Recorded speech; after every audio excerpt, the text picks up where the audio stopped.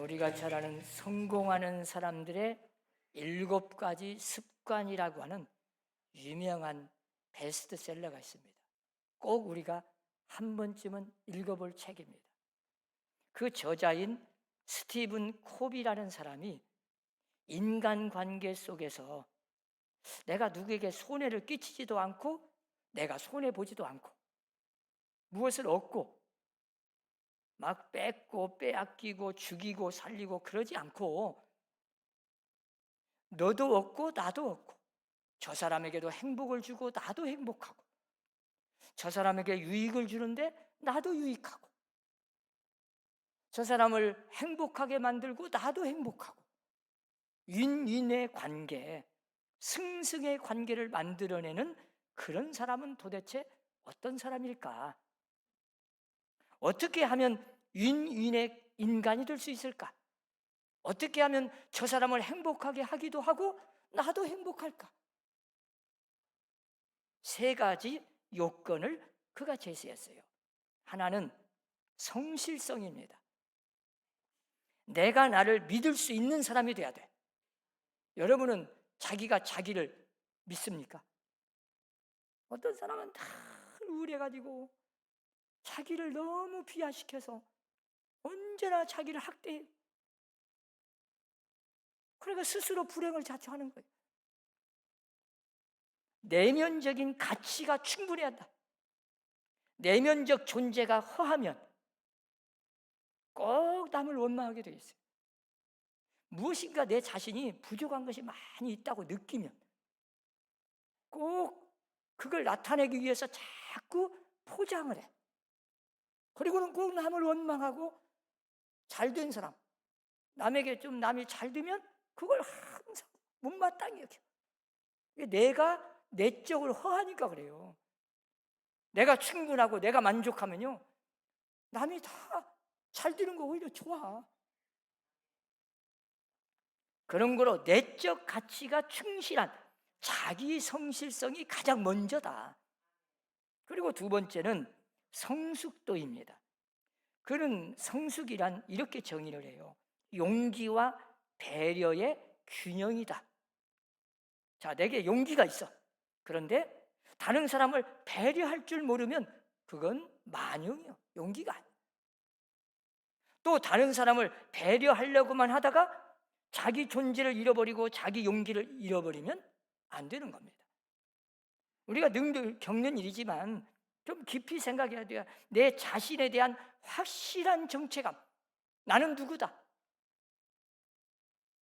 그런 용기, 담대함, 이게 있어야 돼요. 거기에 다른 사람들을 충분히 배려할 수 있는 것이 균형이 맞아야지 자기 잘난 맛에 남은 무시한다, 그건 잘못된 거예요. 그리고 3번째 요건이 가장 중요합니다. 바로 풍요의 심리. 나 스스로 풍요해서 내가 스스로 나는 만족한다, 나는 넉넉하다, 나는 행복하다, 그런 풍요의 심리가, 그런 신념이 참 중요하다는 거예요. 그런데 그 신념이 성경에 보면 사실은 그게 믿음이에요. 어떤 상황에 있어도 나는 행복하다, 나는 이대로 만족한다, 그 자체가 믿음이에요. 이런 마음의 믿음이 없으면 절대 남을 행복하게 할 수 없어요. 나는 행복한 사람이, 내가 행복한 사람이 남도 행복하게 할 수 있는 거예요. 나는 행복하지 못하고 늘 그냥 나는 불행하다, 나는 못 산다, 나는 못마땅해요, 늘 자신을 비하해. 그런 사람은 남도 행복하게 할 수 없어요. 스스로 행복하지 못한 자는 남을 행복하게 할 수 없다. 스스로 행복한 사람만이 남을 행복하게 할 수 있다. 그걸 말하는 거예요.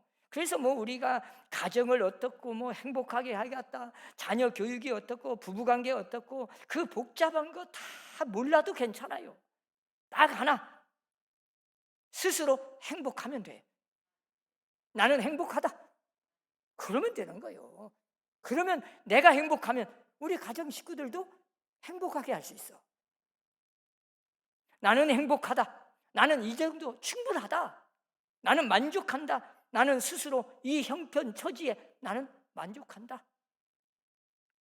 이런 풍요의 심리를 가진 사람만이 남도 행복하게 할 수 있고 자기도 행복하고, 남을 기쁘게 하고 나도 기쁘고.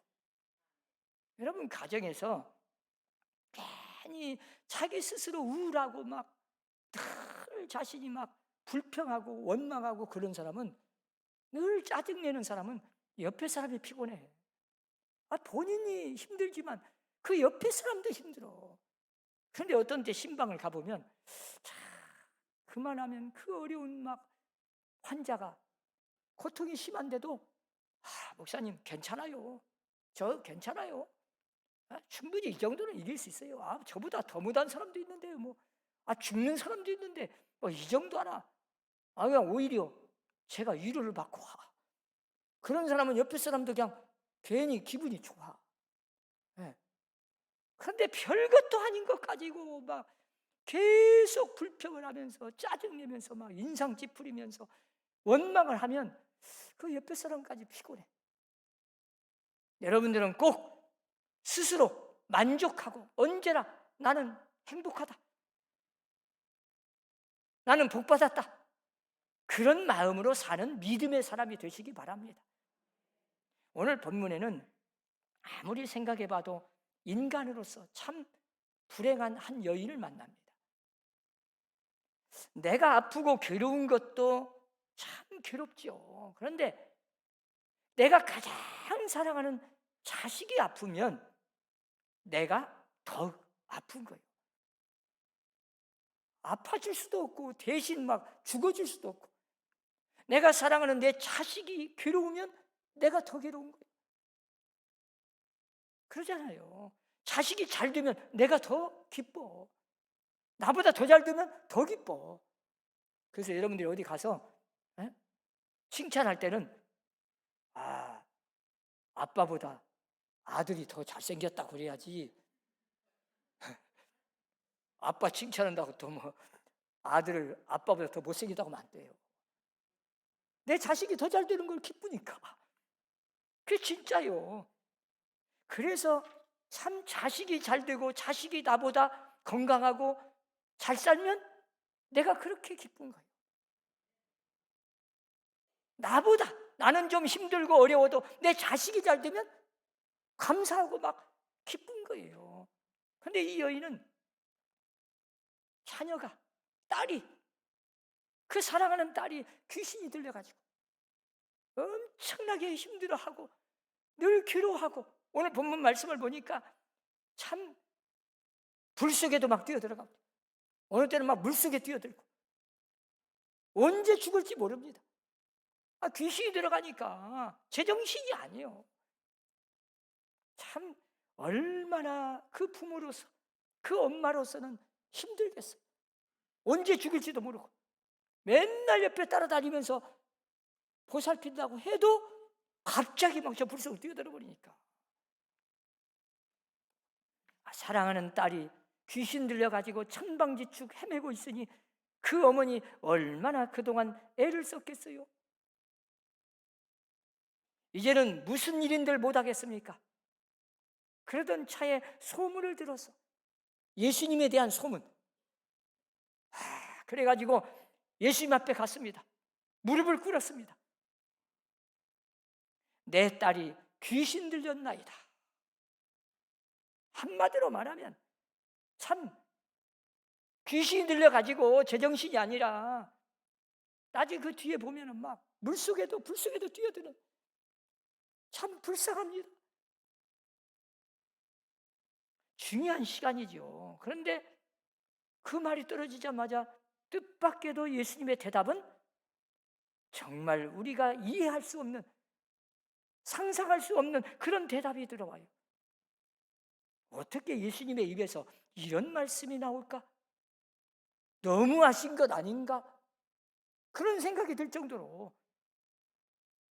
그렇지 않아도 그 어머니는 지금 딸 때문에 엄청나게 괴롭고 힘들어서 참 자존심 상하고 어디 갈 데는 없고 아무리 백방 노력을 해도 안 되고 마지막 그래도 소문을 듣고 예수님을 기대하고 예수님을 사랑하고 예수님만은 신뢰하고 예수님만은 믿고 예수님 앞에 딱 나와서 자기의 형편을 아뢰고 내 딸이 귀신이 들렸습니다 하는데, 물론 예수님은 미래를 다 아시고 좋은 계획을 가지고 말씀하시는 것이지만 그래도 그걸 모르는 본인은 얼마나 섭섭하겠어요. 자녀의 떡을 취하여 개들에게 던짐이 마땅치 아니하니라. 사실은 그 앞에 먼저 자녀에게 주는 게 먼저다. 이게 무슨 말이겠어요? 나는 이스라엘 사람들을 위해서 왔다. 먼저 이스라엘 사람에게 복음을 전해서 구원시키는 것이 우선이다. 나는 아직도 이스라엘 사람들에게 다 복음 전하지도 못했고 지금 바쁘다. 이방 여인에게까지 내가 지금 신경 쓸 시간이 없다. 그런 뜻이에요. 아니, 이스라엘 사람들이 원래 아주 고고하게 깨끗하게 거룩하게 자기들은 율법적으로 살았으니까 지금도 그러지만 이스라엘 사람들은 이방 사람들은 아예 그냥 무시해버립니다. 개 취급을 해버려요. 왜? 하나님을 안 믿잖아요. 우상 섬기지요. 개처럼 살아.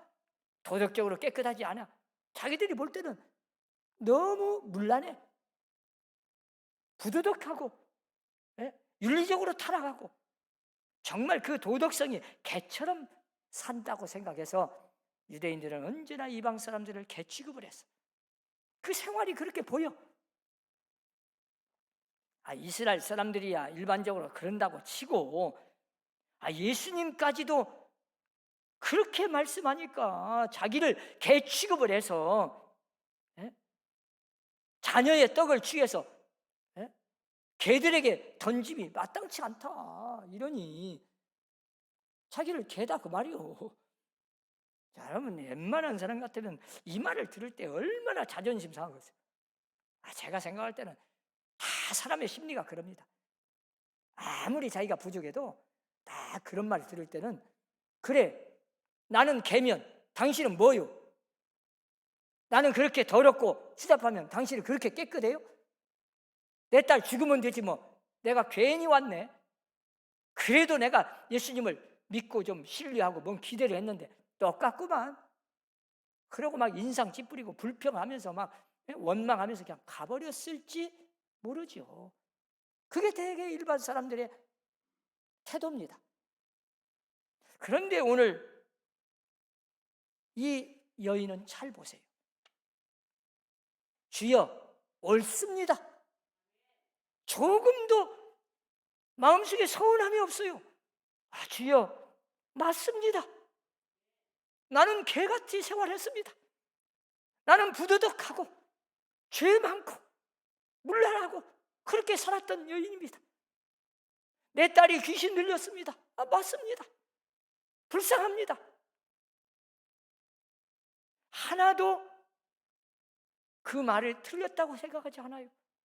모든 주님의 말씀, 주님이 판단하고 말씀하신 거 그대로 수용하고 인정을 합니다. 여러분 이게 얼마나 중요한지 몰라요. 옳습니다. 내가 이방인인 것도 맞고 개같이 더럽고 문란하고 부도덕하고 죄를 많이 지은 그런 불쌍한 여인입니다. 그러니 당연히 개 취급받는 거 당연한 말씀입니다. 주여 주님이 판단하시고 주님이 말씀하신 거 다 옳습니다. 이게 참 얼마나 긍정적입니까? 병든 것도 맞고 도덕적으로 타락한 것도 맞아요. 그런데 뭐 자기가 개같이 살았어요. 죽어 마땅한 죄인이요. 자기가 개 취급받는 거 당연한 겁니다. 본인이 그렇게 생각한 거예요. 주님의 말씀 100% 수용합니다. 여러분 주여 옳습니다. 여러분 언제나 내 생각에 조금 안 맞으면 아무리 성경 말씀이든 하나님의 말씀이든 설교를 들어도 거부하는 사람 많아요. 자기 뜻하고 안 맞아. 내 생각하고 틀려. 그러면 아닙니다. 말도 안 되는 소리 마세요. 이러고 나올 수 있어요. 근데 이 여인 보세요. 개라고 해도 예, 맞습니다. 주님이 말씀하신 거 다 옳습니다. 이러고 나와.